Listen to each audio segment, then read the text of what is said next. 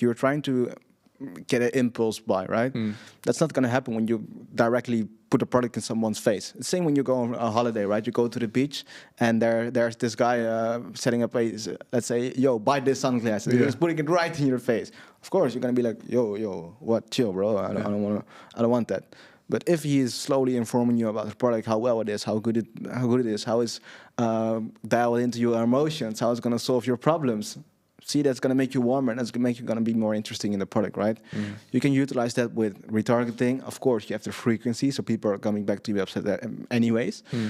So we always use pre-lenders. We use some VSLs. It's not something we are dialed into right now because we have a different sort of audience with a very short attention span, to be honest.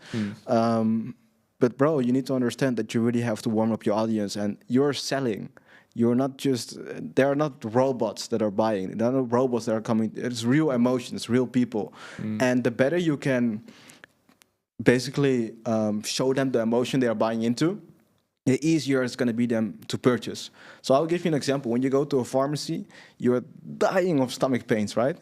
If you see a painkiller of that's going to solve stomach pain, are you even thinking, bro? Like, you're going to fucking buy it as fast as you can, right? Yeah. So you need to understand the product. You buy it as fast as you can because you understand the emotion. You understand it's going to solve your problem. You need to make sure people are understanding that, and that way they can buy into the product. For sure. That seems like more of maybe a long-term strategy as well. Yeah. Because I guess there's only so many people at the bottom of the funnel who need that immediate pain relief. If we're going on that example, you're going to very quickly hit total addressable market, and you need to kind of work your way back up the funnel. So I guess if you're already nurturing people at the top and bringing them down, then advertorials or VSLs are probably a very good way to go. It's interesting, you know, the game's always changing, and I heard someone else say that recently, that people aren't sending people to product pages anymore. You know, they're starting much further up in the buyer cycle and kind of really nurturing them into that sale. So it's interesting to see it's going that way, but it makes sense. Maybe to explain it more easy, before you start selling, your message has to be clear. So you need to understand, like I said, you need to understand the emotion. How is this product going to improve my life? Because people don't have attention. Trust me, people are not reading the product pages anymore and reading all that shit.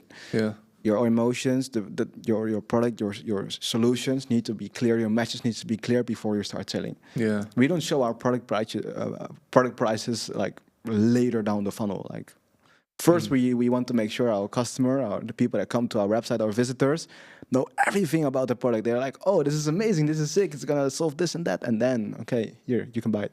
Good luck. Makes sense. That's a question I was going to ask. It's actually slipped my mind. When we were talking about the funnel, yeah, that was it. You said you don't send people to a product page. So what does that process look like then? Where do you send them? Have you got a separate lander where you're, I guess, just nurturing them and then you send them to the product page? Yeah, so we always use pre-landers. That can be anything, depending on the audience and the customer persona we are targeting to. It's about testing. Like a product testing, it comes back in hand with that as well. So it can be a listicle, it can be blogs, it can be anything that pushes engagement. So people want to be entertained. That's why they open the social media app, right? So we use ways to entertain people whilst getting the message out there as well. Once they feel entertained and be like, oh, this is actually cool. It's actually a cool product.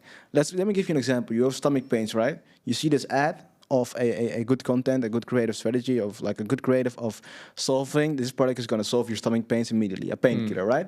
Okay, you come on a landing page that basically explains you the emotion of that product that's going to solve your pain, literally, instantly. That instant is the strongest word in marketing, really. And you're like, oh, this product is cool, where can I buy it?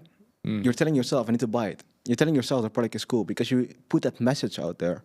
So it can be any page. Advertorials are cool. Listicles work very well. Just a summary, futures call out, blog pages. It's all different types of pages we test out. You just have to make sure you have a good offer. I think the offer is the biggest impact on conversion rate. And that's what really makes people buy.